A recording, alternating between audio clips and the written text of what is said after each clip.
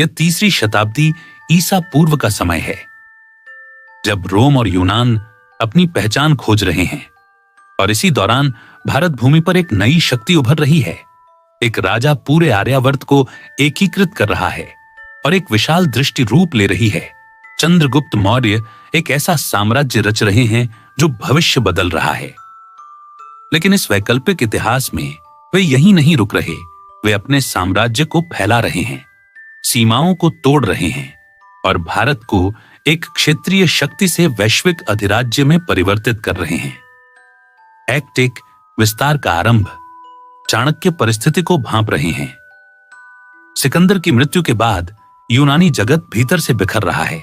शासन, सत्ता और उत्तराधिकार के लिए उनके जनरल आपस में लड़ रहे हैं। और जहां यूनान टूट रहा है, वहीं मौर्य साम्राज्य संगठित हो रहा है। सेनाएं अग्रसर हो रही हैं और शक्ति संचित हो रही है। मौर्य सैनिक इंद्रप्रस्थ से आगे बढ़कर सिंधु पार कर रहे हैं, पर्शिया की ओर कदम बढ़ा रहे हैं और सिल्क रूट पर नियंत्रण स्थापित कर रहे हैं। एक्ट 2 यूनान भारतीय सभ्यता का संगम अब एक विलक्षण सांस्कृतिक संगम रूप ले रहा है। भारतीय दर्शन यूनानी तर्क से मिल रहा है। तक्षशिला और एथेंस एक ही बौद्धिक धारा में घुल मिल रहे हैं। प्रतिस्पर्धा की जगह अब सभ्यताएं एक दूसरे में समा रही हैं। विज्ञान तेजी से बढ़ रहा है और राज्य नीतियां कौटिल्य के अर्थशास्त्र की ओर झुक रही हैं। ACT 3 वैश्विक अर्थ सत्ता। सिल्क रूट अब सिर्फ व्यापार पथ नहीं, मौर्य शक्ति का महामार्ग बन रहा है। भारतीय बेड़े अरब सागर में नौकायन कर रहे हैं।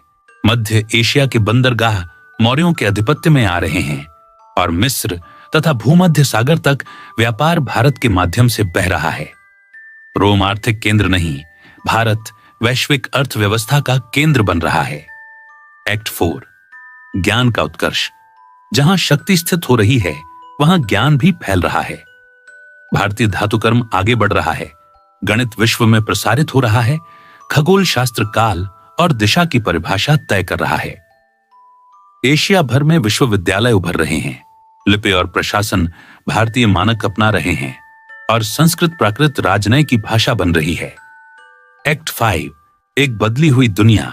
और जैसे जैसे शताब्दियां आगे बढ़ रही हैं, पश्चिम एशिया को जीत नहीं रहा, बल्कि सीख रहा है, मित्रता कर रहा है और भारत के चरणों से ज्ञान ले रहा है। इतिहास का भार पूर्व की ओर झुक रहा है और साम्राज्य और आधिपत्य नहीं, व्यवस्था बन रहा है। एक मौर्य व्यवस्था। यदि चंद्रगुप्त मौर्य सिर्फ भारत को नहीं बल्कि विश्व को शासित कर रहे हैं, तो विश्व नक्शा बदला हुआ दिख रहा है। सभ्यता का केंद्र भारत बन रहा है और मानवता भारत को उत्पीड़ित राष्ट्र की तरह नहीं, बल्कि विश्व नेतृत्व के मूल स्थान की तरह स्मरण कर रही है।